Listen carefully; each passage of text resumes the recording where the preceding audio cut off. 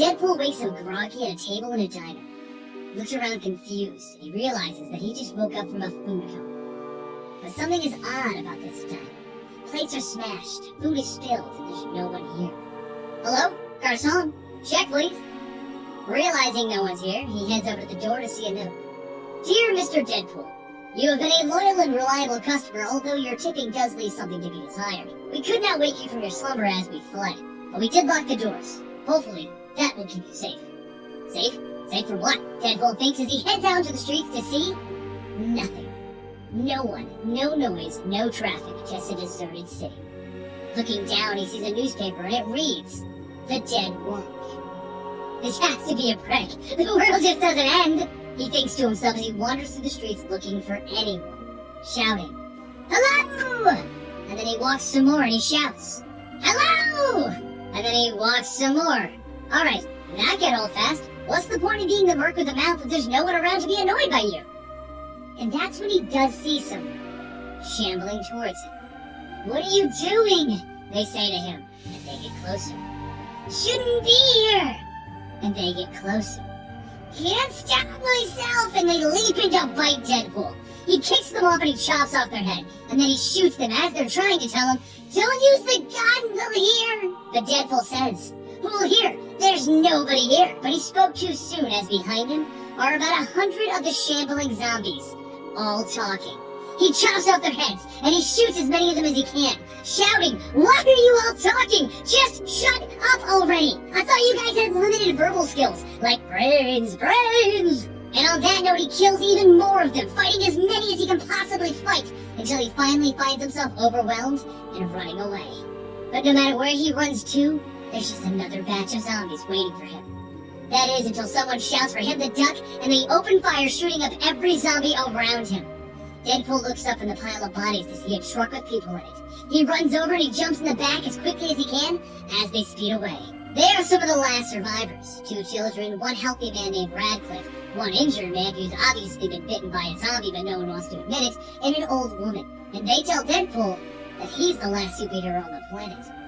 So he asks them why these zombies are talking, and Radcliffe explains that the zombies all have a little bit of their original consciousness left, but they're only there for the ride and they can't control the bodies.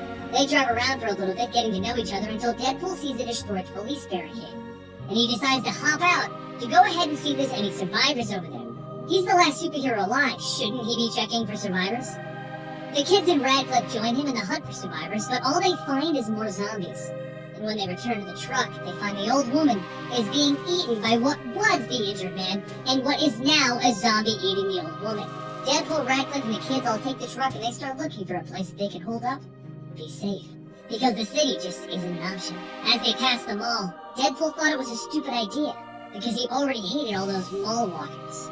The farmhouse? Nope, he's done with those. A shack in the woods? He hates poison ivy. The amusement park would have been a great idea, except that they didn't have enough cotton candy and funnel cakes to let him be happy there. The pub also seemed reasonable, but he just stole the beer and ran. The prison was just a little too institutional for him. And after 2 months of traveling, they finally came across a nice place where they could set up a campfire, so they could split up their last granola bar 4 ways. Deadpool let the kids have his half, and he drifted off to sleep that night, only to be woken up by Radcliffe looking for the kids. They went missing in the evening, and he's worried about them. So Deadpool and Radcliffe wandered around for a bit, looking for some kind of an answer, with Deadpool just kind of wondering if the kids went off for a pee break of the damned. And after looking around for a bit, they ended up hearing the kids in the distance. The kids thought they saw a rabbit, and they wanted to go get breakfast for Mr. Deadpool and Mr. Radcliffe. But when they went for the rabbit, they tripped, and that's when they got them. What do you mean, it got you?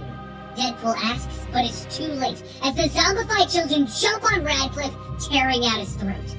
Deadpool turns to them all sad. Aw, kids, I'm so sorry.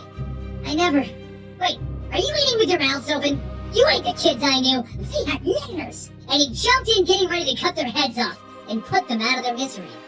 Kids, I don't know if you can hear me, but I need you to know that the whole world falling down around us, you gave me hope.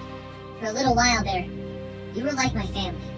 And then he left, with a bite in his arm and a sadness in his heart. Alone once again, Deadpool heads over into Virginia, and he begins to climb the mountains, until eventually he comes across a place where survivors have actually found a safe place to settle down. After murdering a bunch of old lady nutjobs that wanted to murder the town, and then carrying their severed heads to the entrance in Safe Haven, and then explaining why the last superhero was carrying a bunch of severed heads to their front gates, they welcomed him into the town. He's the last superhero, and he was a bit of a novelty to them. But after the initial welcome, some of the children informed him that there's another superhero here, and they know where he stashed his uniform. So Deadpool follows them to the case and he opens it up. But he doesn't see the uniform of a superhero. He sees the uniform of an AIM scientist. He takes his sword and he looks for the sleeping AIM scientist so he can press it against his neck. No sudden moves, bozo. Otherwise, I might be forced to do something decapitationary. You're Deadpool. I heard you were in the town. Yep, your fellow neighbors were nice enough to take me in, and I'm being nice enough to find an AIM scientist hiding in their midst. I just wanted a fresh start. I don't want to do any of the mad scientist stuff anymore. Fresh start, huh? Well, just don't let me catch any whiffs of you cooking up any death machines or anything, and I guess I'll be fine. Don't worry, I wouldn't dare go back to the mad science. Not after what I did. What do you mean? I started the zombie apocalypse. I was on the team that was researching healing factors and trying to make a cure. But this is what happened. We used your blood, Deadpool. Every fight where you left samples behind, we grabbed it and we made it into this virus. Shocked, Deadpool walks out of the room holding the spot where his arm was bitten, and he lays down to sleep for the night, saying to himself, "Not my fault. I didn't do it. This can't be because of me." And slowly, but surely, he finally began to change. It only looked like his healing factor had fixed the bite, but now it looked like he was changing into one of them, one of the zombies. He gets up and at first he thinks he's sleepwalking, but very quickly he realizes that this is something else. He calls out for his own body to stop as he begins to feast on everyone around him. It doesn't make sense. His healing factor should be preventing this. But he can't stop it. And then he calls out to everyone in the town telling them to run. He can't control himself. But no matter how many times he apologizes, he feasts on the townspeople. Until finally, his healing factor does kick in and it turns him back to normal. But he's already killed everyone in the town. And he quickly realizes that it wasn't a dream. He actually did it. So he has a new plan. One last-ditch effort to atone for everything that he's done. And he walks over to the AIM scientist that he's also turned, cuts off his head, and he tells them that they're going to make their way across the entire destroyed world, with Deadpool cracking solo head jokes about 50 times before they can make their way to the actual lab, where they made this zombie virus from his healing factor. He's going to cure this. He's going to save the world by finishing the cure that the scientists should have done. As they go inside, Deadpool dodges as many of the zombies as he can as he taunts them. Shamble, shamble, as clumsy as you can, but you can't catch me! I'm the gingerbread man! But he eventually makes his way into the final room. The one where they keep all of the Deadpool juice. With all of those zombies that he's avoided following him in. He sees no other option but to make a final stand by drinking all of the Deadpool juice to supercharge his healing factor and try to fight it out.